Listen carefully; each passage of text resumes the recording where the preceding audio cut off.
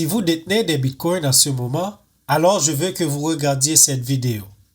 Quelque chose se passe sur Kaspa en ce moment. Je ne suis pas là pour vous convaincre de vous débarrasser de vos bitcoins. Néanmoins, je pense que l'opportunité sur Kaspa est une opportunité que vous ne voudriez pas manquer. Parce que si Kaspa fait ce que je pense qu'il peut faire, beaucoup de personnes vont regarder en arrière et se dire qu'elles auraient dû investir. Exactement comme beaucoup l'ont fait avec Bitcoin. À noter que vous n'êtes pas obligé d'être d'accord avec moi. Je ne suis pas là pour vous prêcher ou convertir qui que ce soit. Je partage simplement ce que je fais en fonction de l'opportunité que je vois sur Kaspa. Et d'ailleurs, on va mettre les choses au clair tout de suite. Je n'ai pas tout misé sur Kaspa. Je détiens plusieurs autres cryptos comme Matic, ADA, Chronos, ICP, etc. Elles ont toutes des bons cas d'utilisation à long terme. Et le meilleur rapport risque-rendement, selon moi, reste Kaspa, qui est la crypto qui se rapproche le plus de Bitcoin. J'ai vendu tous les Bitcoins que j'avais pour commencer à constituer une position sur Kaspa. Je fais ça parce que je fais un calcul simple. Même si Bitcoin atteint $1 million, ce qui représenterait un potentiel de x10, c'est déjà énorme. Kaspa, lui, peut potentiellement faire x50, x100, voire plus. Je préfère être au début d'un projet au potentiel explosif plutôt que d'arriver tard sur un projet déjà explosif. Je ne me précipite pas sur Kaspa, mais je pense que le temps presse. Pourquoi Kaspa est si différent?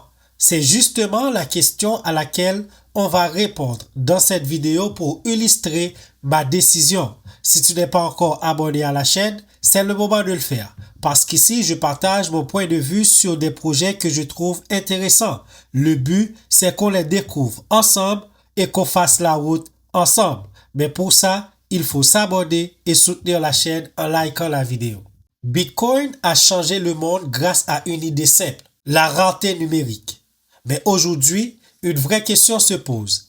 Est-ce que le temps de bloc lent du Bitcoin devient un problème dans un monde où tout va de plus en plus vite? Pendant que Bitcoin produit un bloc toutes les 10 minutes, Kaspa introduit une approche complètement différente. Sur Kaspa, on a des confirmations quasi instantanées, une architecture DAG ultra rapide et une nouvelle vision du Proof of Work. Aujourd'hui, nous allons comparer Kaspa versus Bitcoin pour comprendre si le futur du minage appartient encore au modèle traditionnel ou à une nouvelle génération de réseaux ultra rapides. Bitcoin est le roi de la rareté numérique, car Bitcoin se repose sur un principe fondamental, la sécurité avant la vitesse. Dans le modèle de fonctionnement de Bitcoin, on trouve des blocs toutes les 10 minutes. Une technologie Proof of Work classique, un réseau extrêmement sécurisé et une forte décentralisation. Bitcoin est devenu une réserve de valeur, un actif rare et il est même considéré comme l'or digital. Mais ce modèle a aussi des limites. Les confirmations sont lentes, la congestion des réseaux au moment d'achalandage, des frais élevés pendant les fortes périodes d'activité. Alors que Kaspa, qui est le Proof of Work version haute vitesse, garde l'ADN du Proof of Work, mais change complètement l'architecture.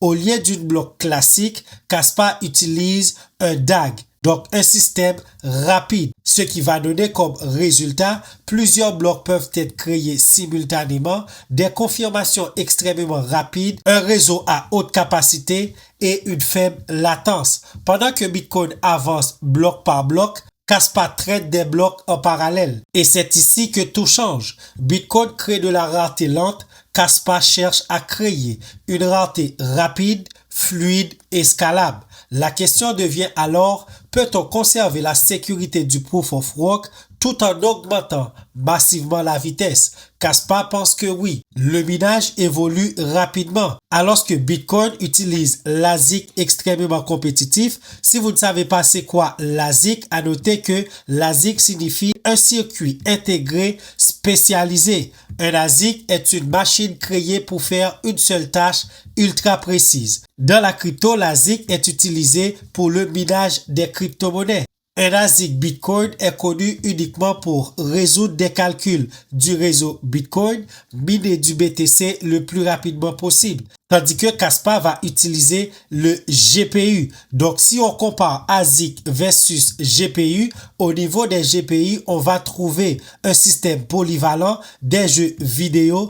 On peut intégrer de l'intelligence artificielle, rendu 3D et minage possible, alors que le ASIC est ultra spécialisé, beaucoup plus puissant pour miner et il ne sert presque qu'au minage. Le ASIC est important parce qu'il domine le minage de Bitcoin, Litecoin, Kaspa et d'autres modèles. L'inconvénient, c'est que c'est très coûteux, très bruyant, ça chauffe énormément et il y a une forte consommation d'électricité. L'avantage, c'est qu'il a une puissance énorme, beaucoup plus rentable que les GPU sur certaines cryptos. Ce qu'il faut retenir, c'est que le ASIC égale une machine spécialisée pour miner, extrêmement puissant, mais moins flexible qu'un GPU. Donc, le système de Bitcoin utilise l'ASIC extrêmement compétitif, coût énergétique élevé, difficulté énorme et dominance industrielle. Aujourd'hui, miner du Bitcoin devient difficile pour les petits mineurs, alors que Kaspa utilise le mining avec des GPU, donc un système qui est plus accessible au départ, et ce système aussi offre une vitesse de production beaucoup plus élevée. Dans le système de Kaspa avec le minage GPU, les récompenses circulent plus rapidement, mais la compétition augmente aussi rapide. Donc avec ce système, la rentabilité dépend du prix de l'énergie, du coût des matériels, de la difficulté du réseau et surtout de l'adoption. Bitcoin est plus stable, plus institutionnel et plus reconnu mondialement, mais la croissance est beaucoup plus lente. Tandis que Kaspa a un potentiel de croissance plus explosif, une technologie innovante et une vitesse impressionnante, mais plus risquée et l'adoption est encore jeune. Oui, entre Bitcoin et Kaspa, il y a un débat. Mais ce n'est pas juste un débat sur quelle crypto miner, c'est une bataille entre deux visions. Bitcoin offre la sécurité maximale, la rareté absolue et une lenteur assumée, tandis que Kaspa propose la rapidité, l'efficacité et un proof of work moderne. Ce que les investisseurs doivent comprendre, c'est que la vraie erreur aujourd'hui, c'est de suivre uniquement le prix. Les investisseurs intelligents regardent l'architecture, la sécurité, le modèle économique, la scalabilité ainsi que la viabilité du minage. Bitcoin a créé la rareté numérique. Kaspa tente maintenant de prouver qu'une rareté rapide peut aussi fonctionner à grande échelle. La vraie question maintenant n'est plus quel coin va pomper, mais plutôt quel modèle survivra dans un monde où vitesse et sécurité deviennent aussi importantes l'une que l'autre. Parce qu'en 2026, la guerre du proof of work ne fait que commencer. L'information est une richesse et ici, on analyse la technologie avant la hype. Abonne-toi pour comprendre la crypto avant la masse. Donc, likez la vidéo, partage-la parce que si vous étiez au courant du Bitcoin en 2009, peut-être aujourd'hui, vous serez dans une autre position économique. En partageant cette vidéo, vous aidez d'autres personnes à découvrir le projet Kaspa et potentiellement y investir. Et peut-être plus tard, ils peuvent vous remercier si Kaspa fait ne serait-ce la moitié de ce que Bitcoin a déjà fait. Abonne-toi encore une fois, likez la vidéo et moi je vous donne rendez-vous pour une nouvelle vidéo.